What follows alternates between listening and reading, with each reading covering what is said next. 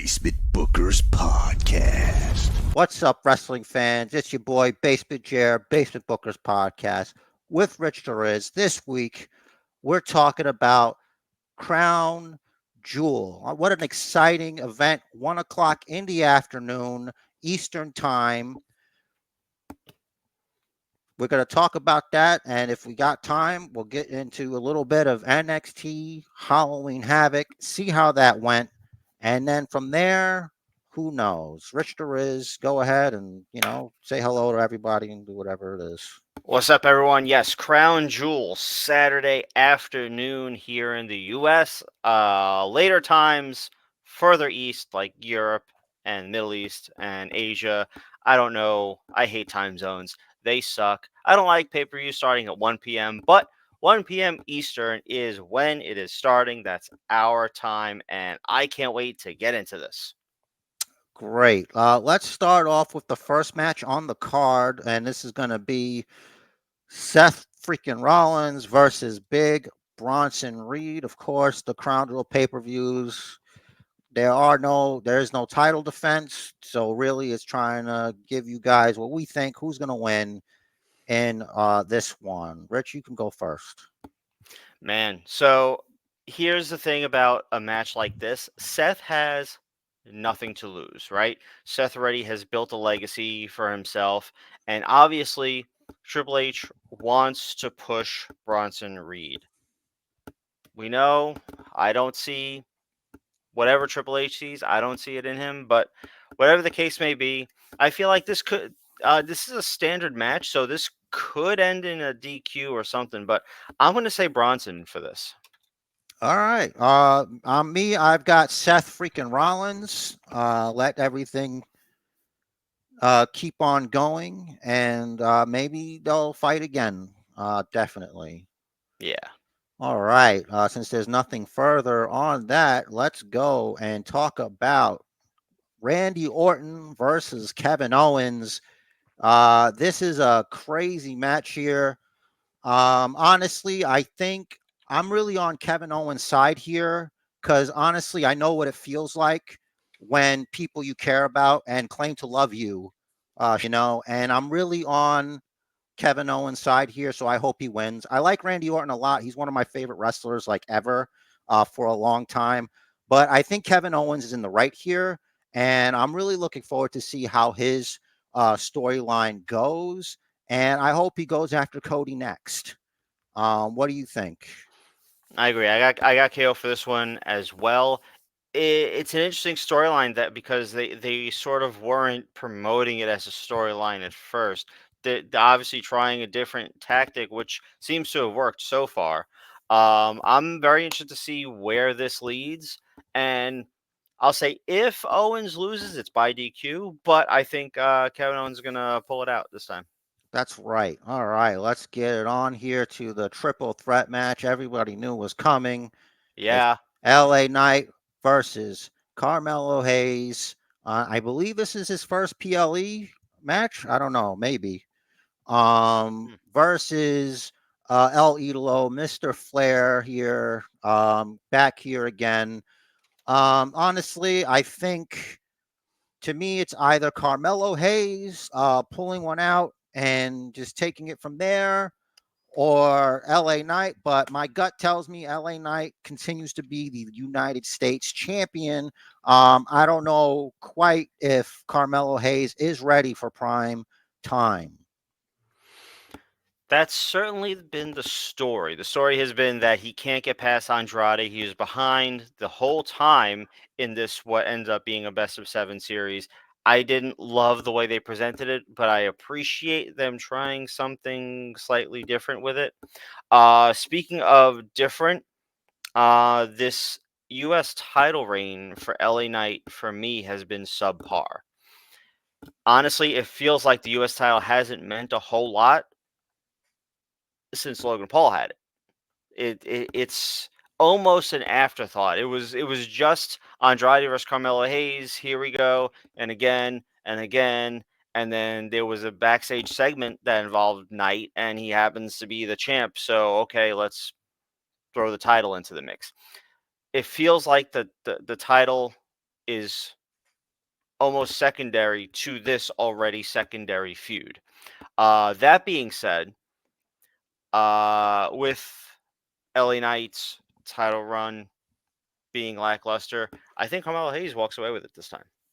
Okay, honestly, I disagree about your opinion on LA Knight's title reign. That's not his fault. It's the fact that you're not the mid card picture, as we talked about on SmackDown, Hmm. isn't quite as dense as it should be. Honestly, I think maybe Jacob Fatu should be in the mix for this as well, since the other two are tag team guys. Why not Jacob going after the United States title? It could be after this. Yeah, I agree. Comparing it to Logan Paul, Logan Paul is just a really famous guy.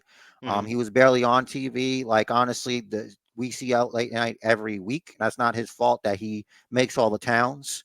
Hmm. And I feel like some people take him for granted. You know what I mean? You take Hmm. people for granted because they're always there, and then maybe we won't have LA Knight, for a super long time. So just putting that out there, he's getting up there. So, all right, let's go and talk about. This is a multi women's tag team match. We got Lash Legend. We got her partner Jakara Jackson, Miss Jackson. She is for real. Hmm. And then we got Io Sky, of course, the pirate princess herself. Kyrie Sane. Then we got formerly known as Dewdrop, formerly known as Piper Niven, but back to Piper Niven with Chelsea Green, Miss Chelsea if you're nasty. And then we got the undisputed, reigning, defending women's tag team champions, Jade Cargill, Bianca Belair. This one's too close to call. Personally, I feel like keeping it on Bianca Belair and Jade looks like it's going to be what it's going to be. That's a safe assumption, but I honestly think we should move on from them and let's bring in let's have a surprise here. Let's have Lash Legend and Jakar Jackson. Maybe they could win, and you can have the women's tag team championships, on a different team. And who knows, maybe they can do it on NXT and stuff. So Yeah, it could be. I feel like here the advantage would go to damage control. I don't know what injury Dakota Kai is out with.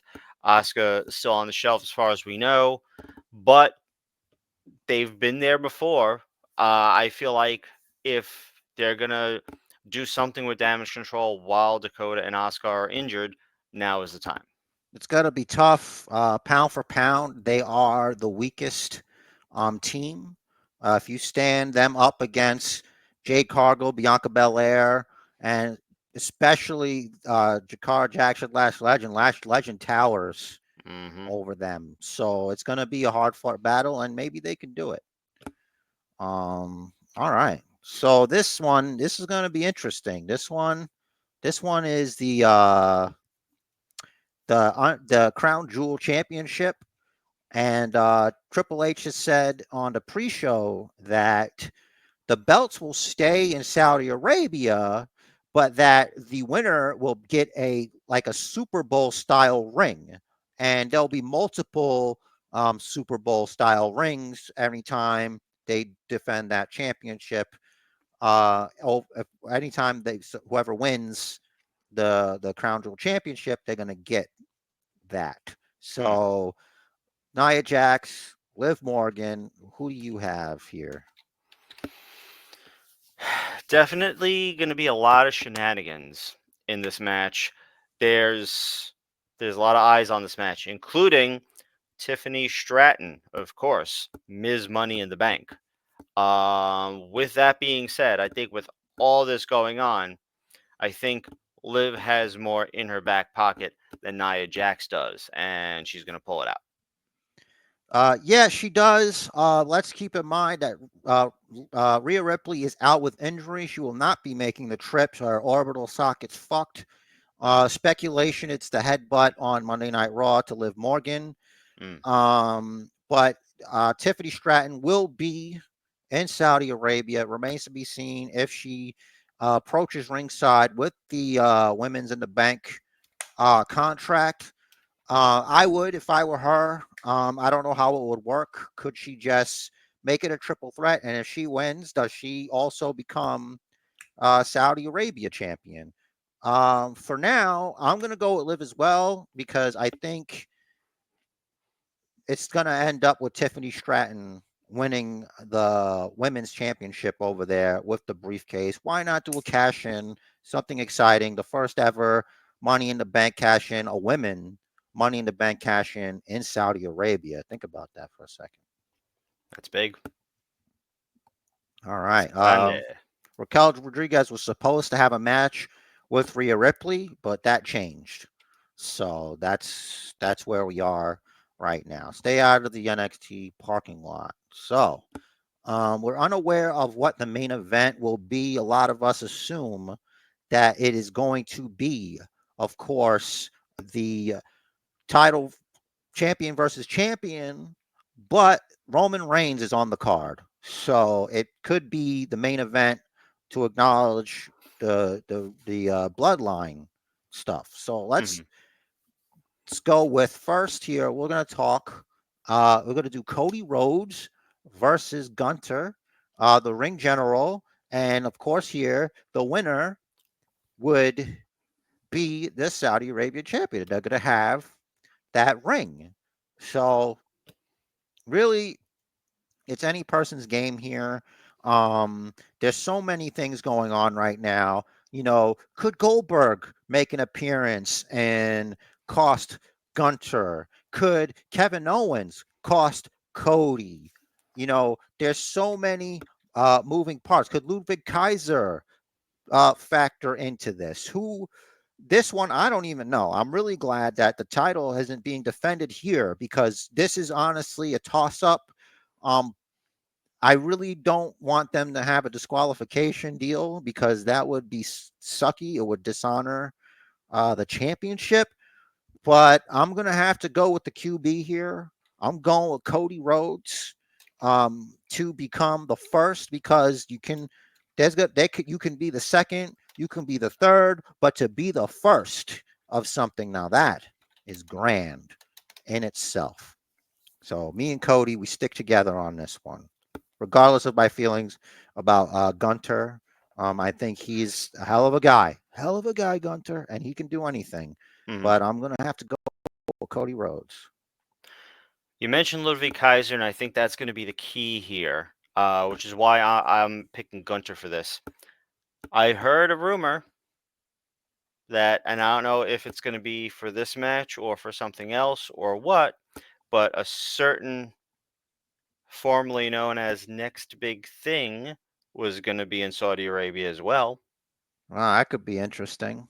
Now, hearing that, one would assume, oh, he's going to go after Cody. But what if he comes out after the match? Remember, him and Cody have respect now after that trifecta of matches that Cody survived. He looks at Cody, turns to Gunter, and hits the F5. I mean, it's possible. Honestly, in this climate, I don't know if we'll see Brock there. Honestly, I don't know. I hope so. But I don't know. I don't know. So I can't overbook this for myself personally. So I'm going to stick Mm, with Cody. It would be very interesting for that to occur. hmm You could. There's so much you can do here. There's a lot of potential. Um, but let's see what happens. And if it does, it does, and that'll be really cool. And Um, Brock versus Gunter be interesting to see. well, it's better than the alternative, which would be Goldberg. So I really feel like that didn't happen for no reason. Unless it did happen for no reason, in which fine, I'm the asshole, but it's fine with me. We'll see. We'll see what happens. Yeah, I don't want to see Goldberg anymore. All right, let's do the opposite. We're going to talk about the bloodline. I guess I'm going to call it the solo line versus the bloodline. And Hmm. that is Solo Sokoa with now to me, I'm not a math guy. So who's in the match? Is it going to be Solo, Jacob, and a Tongan? So I'm thinking Solo, Jacob, and the MFT with the other brother at ringside versus Roman Reigns and the Usos. Yeah, that's what Sorry Wikipedia about says that. it's going to be. It's going to be Solo, Jacob, and Tamatonga with Tongaloa hanging back. Interesting. I wonder if Sami Zayn is going to be making the trip to Saudi Arabia because this could be interesting. There's a lot going on here. Mhm. I'm going to go. This is tough because the last time these guys locked up, it was Roman and Cody versus Jacob and Solo. Uh, I don't know if you fly Roman Reigns out to do jobs, but he doesn't have to take the pin, and Jimmy Uso's on the team. So I don't know what to do here, but I'm gonna go with the tribal chief, the real tribal chief, the OTC, the Mm-hmm. OTC bloodline, the OTB, Old Track Bloodline. So OTB. let's. I'm on the same page there. OG Bloodline all the way. Yeah, I agree. You don't bring Roman out there to do a job, even if it is Jimmy taking the pin. It's not gonna Um, work for him, brother. right. It's it's not something you do. Besides, if the midline were to win, what like they wouldn't have any beef. Really, they theoretically wouldn't have any beef with Roman and the Usos anymore. It's like, all right, we beat you. Get out of here. You're done. You're old news. Roman and the Usos win. The OG Bloodline win. The feud's still hot because the midline, they want that spot. They got to be known as the big dogs, and we know they're not going to be. So OG Bloodline all the way. Acknowledge that tribal chief. That's great. So fortunately, we have time to talk about NXT Halloween Havoc. Yes. Before we go on to that, I don't know if you wanted to speculate on Sami Zayn and Solo Sikoa talking in the parking lot and that whole drama. What do you think it is, considering the history between Solo Sikoa and Sami Zayn? The two of them have always been tight. Like they've never, like, it wasn't until the split that Solo didn't like him. He's always had Sammy's back before that. So, and he's learned a lot from Sami Zayn. Um, what's your opinion? Yeah. So that's a good call because I saw last night a clip from the OG Bloodline era where Jimmy was heated at Sammy and Solo got between them to protect Sammy. So maybe Solo was sort of reminding Sammy, hey, listen, you know, I took care of you back then. I did you a favor. I think maybe now you do us a favor. And I think possibly mid match, Sammy comes out, and then it's going to be, well, we saw him talking to Solo. We know we heard what Jimmy said. What is he on the midline side? Is he going to help Bloodline? And I think ultimately he's going to help Bloodline because Jay. Yeah, ultimately, I think Sammy's on Jay's side because friendship means a lot to Sami Zayn. Mm, And Jay's always been there for Sami Zayn. So I think that he's not going to forget that. So I think that's the way it's going to be also. That's a good call right there. Okay. mm. Great. All right. Feeling oozy about it. Yeah. So let's take a dive over to NXT. This way we can get this up before because 1 o'clock in the afternoon is the Saudi Arabia pay-per-view. We're gonna start off with, of course, the pussy ass Don, who retained his NXT North American Championship against Obafemi, who's a real warrior who goes out there himself and he goes out there to win by himself. He doesn't need Hmm. any help. The only time he needed help was he doesn't hit women. And I don't know if you remember, but your boy said it was Nikita Lyons that attacked Rizzo, and she did. Yep. She did attack her. We know now from NXT. Hmm. This match was it tables, ladders, and scares or whatever, or just Yep. so Tables, ladders, and anything scares. could have happened. I was incorrect. I thought the family was out, but apparently you need a whole family to beat one guy. So I understand protecting Obafemi, but the Don, you look like a bitch Mm-hmm. because at the end of the day, as you probably like to say, you couldn't do it on your own. There Mm-hmm. was no way you could do it on your own. You needed it. You needed a broad to come in there and save your life because she did save you. And because Oba's a gentleman, all he did was intimidate her. He Mm-hmm. didn't even put his hands on her. And you took advantage, your whole family, because you can't do it by yourself. And like, all right, I get it by hook or by crook. There's no rules, but are you supposed to be the baby face in this thing? All right, that's fine with me. Do any means necessary because that's all you had. Mm-hmm. Because Obafemi, he's a real man. He goes out there, he's by himself. And it's interesting because he said your family couldn't fight for you, and they did. They came out there and they fought and they won the championship for him. Yeah, and Don't they were barred from ringside, but being no DQ, what are you gonna do? exactly. What does it mean to bar someone from ringside? What does that mean exactly? And we found out. It means absolutely nothing in this case. But like we both called, Tony D took the win. Very shady though. Yeah, and they don't. No one even said anything about it. It was just whatever. Mm-hmm. So hopefully Ty Dillinger, whatever he's calling himself now, the chairman Sean Spears and his friend there, the current alcoholic. I don't know if he's an alcoholic. He looks like he drinks a lot and he's sad all the time. Was it Jensen over Brooks there? Jensen. Mm-hmm. So let's go and talk about I gotta say the though, what since you yes. mentioned him, they're doing a good job of making Brooks Jensen look like a big dude next to Sean Spears. I didn't realize he was so tall, unless they Yeah, gave him the lift. that's what you need to do. You need to put a bigger guy next to like an average height guy, so it's like, oh, he's kind of big. He's a big man. Mm-hmm. They're all big men, but some bigger than others. There's no Adam Coles on this show. All right, let's head over Baby. to the Andre Chase University (RIP) versus. I don't get it, man. Like this guy, Ridge Holland. I don't understand. Like I don't like if the Lord Almighty is out there and he's listening to bestow the physique of Ridge Holland onto Adam Cole and bring Adam Cole back to WWE so he's in good storylines with people that know how to work.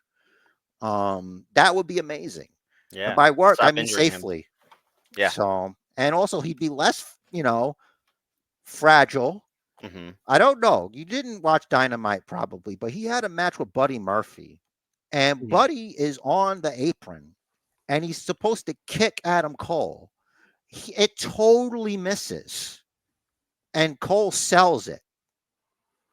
It was very sad, but I'm not here to body shame. Although Cody Rhodes on the Flagrant podcast there was a thing about body shaming. And Mm-hmm. he's like, look, we're out there with our shirts off. If it's part of the job, if we're not doing what we need to do, just shame away because we're out there like that. It's whatever. I thought that was interesting. Maybe I'll put the clip in. I don't Mm-hmm. know because it doesn't really matter what I do here. So, um, Absolutely Andre matters. Chase wound up in the back of the hearse. It was Mm-hmm. fair and square. Everybody's asking this question. What's next for Chase University? We don't know. We don't know. No, there's nothing on Monday. We got to think about it. So we're gonna wait and see. But right now, as of now, their doors could be shut for good. Ridge Holland, he's got beef. He's Mm-hmm. got beef with Busted Open. I don't know why he's got beef with Busted Open, but as a rule, if you have a microphone and people are talking with microphones Mm-hmm. and you're yelling at them, you should use your microphone. So this way the audio picks it up really good, Rich Holland. Okay? Yes. So that's going to lead to something later that we'll talk about during the main event. Yes. So, of course, we're not going in any kind of order, just in the way it is on here. Um, we got Stephanie Vacker, Julia versus Roxanne Perez, and of course Cora Jade. This was a tag team match. Julia and Stephanie won. They won the match. The It was international sensations. Yes, of course, and they did it. They did it. I believe Roxanne Perez was pinned by Stephanie. She's got the cover on her, Hmm. so that to me means opportunity. Means an opportunity has opened up. But at the end of that match, there was a bit of a surprise. Rich, you want to talk about that? You want to tell everybody what happened? At the end of the match, Zarya appeared in a skybox. That's right. That's not the last time that we'll hear from Zarya That's because right. she shows up after the North American Gauntlet match that we're going to talk about next. Smartest call I've ever seen for a heel in a long time, I gotta say. And what's that? The Gauntlet match. Yeah, 'Cause that's it was the spin the wheel, make the deal, spinner's choice. yeah. Honestly, I that was like outside of you know 3-on-1 handicap match. Hmm. That's the more intelligent. Put the little card up here. Turns out it was all three. Of course, Fallon Henley was the last one. I was surprised by one thing. I really thought that after, like, maybe the second one, uh, JC Jane, I thought she would get herself disqualified Mm. by like using a weapon to soften up her opponent Hmm. for Fallon Henley. But if you think about it, if you can win the belt, why not try to win the belt? So that's why she didn't do that. She waited till after she lost to attack her afterwards because the match was over Hmm. between those two. So she could do whatever the hell she wants. And she stayed at ringside. Hmm. So Fallon Henley now has her North American Championship, and she celebrated. She celebrated on, of course, there was a fight. They were trying to, beat her down or whatever. And but the point is, though, the next night she wore a Halloween costume. She was dressed like Mandy Rose from Fatal Attraction or Hmm. whatever. She looked just like that. There was the same top, same bottoms. I'm like, oh, that's what she's doing. She's doing that. That's interesting. She's cosplaying. Hmm. But yeah, you wanna talk? What's your words on that one? Just fill So, everybody in. so I've watched NXT sporadically the past few months.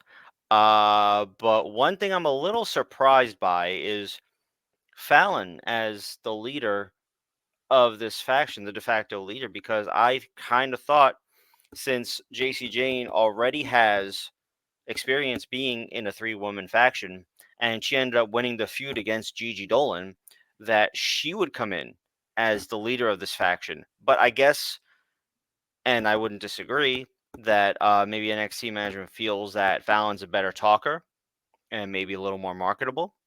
Because she is. JC Jane is a very good number two, Hmm. and that's fine. It's okay to be number two. You know, for some reason, Gigi Dolan wasn't number two, and that's just the way it was. I don't know why, but people have their own opinions, and that's just the way it is. Because if she was number two, she would have won the feud. Hmm. So somebody really likes JC Jane. Yes. And of course, we got the post match that you alluded to before, where lights go out, music hits, yada yada. We see the screen and the scream and everything. Lights come back up, and Zari is behind them, and she drops them all. Yep, and that's what she should do. She had a match on NXT, which I Hmm. thought was good, but I feel like a lot of times they do things that are like left to the referee's discretion. Hmm. And I know what they're trying to do with the dislocated arm or whatever, but usually you're supposed to ask the person if they want to keep doing this. Hmm. But that was a little dicey for me. And I get it. It got snapped back in, but it's like, what the fuck?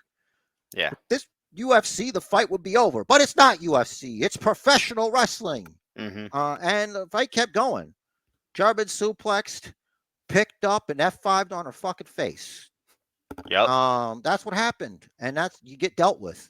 Hmm. So she's there, and she's very scary, and she's a baby face, apparently. So that's interesting.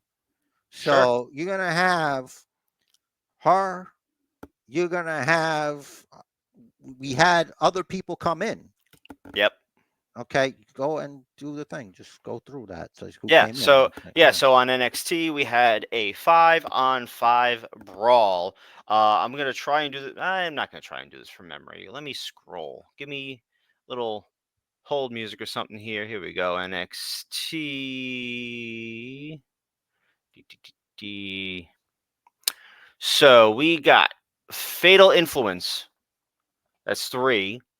And then Roxanne and Cora versus Zarya, Jordan Grace, Julia, Stephanie, and Kalani Jordan.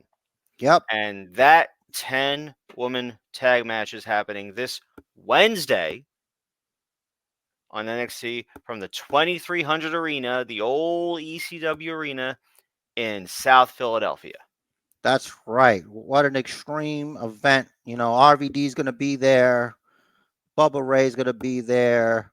I think Dawn Marie is going to be there. She's going to be the referee for I believe, was it the Nikita Lyons match or was it another thing? It's a women's solo match. I don't women's singles Maybe match. it's I don't like remember a which. North American one. I don't know. I don't think Whatever. it's Fallon. No, because Fallon's in this match. Okay, well, you figure it out. Um, all right, let's go and talk about Trick Williams versus Ethan Page, all ego. Ethan Page, Halloween Havoc, main event, Devil's Playground. Turns out that Ethan Page didn't do everything that he could to do this. Mm-hmm. There was a bit of shenanigans, a little bit there, it got a little ridgy out there. You know what I mean? Mm-hmm. And it got a little Bubba Ray out there, and that the winner, of course, is Trick Williams, and we're gonna have a tag team match between Bubba Ray Dudley and Trick Williams Mm-hmm. versus Ethan Page and Ridge Holland. Shocker. Absolute shocker. What kind of match is this? It's just a regular match, right? At the Yeah, the ECW tag arena, regular yeah, tag tag match match. is going to be a regular match. Honestly, I feel like this is one of those make the ECW people go home happy kind of thing, but I really think, honestly, pound for pound, it should be Ridge Holland and Ethan Page. But I mean, look, I don't know how much of Ethan Page's aura is going to help him when it's being blocked by this dud known as Ridge Holland. So I don't know. I almost wonder if what they're going to do here is have Ridge Holland just completely take out Bubba Ray Dudley, because what better way to get a strong reaction from the local crowd than to take out Bubba Ray? That would be interesting. You can have a handicap match Mm-hmm. until like he comes out all disheveled and beaten up and is like, I'm back, and everybody's like, whoa, and it's great because then it'll make up for the fact I don't know what wrestling shape he's in, but he probably can't go the distance that much. So you have him come in midway and do like a little get the tables and all that shit. Who knows? Maybe Devon will come out from the back, put on his glasses or whatever. He's out there. He works there. Yep. So yeah, that's gonna be interesting. So Yeah, there's definitely going to be a lot of ECW originals showing up that haven't been advertised yet this Wednesday on NXT. yeah, it's Wednesday. Don't forget to set your DVR. That is not on Monday. It's on Wednesday. Mm-hmm. So make sure you do that. So if there wasn't anything else that you wanted to discuss on NXT, I thought we could just do the go home. This way we can get this episode up for the people over everywhere.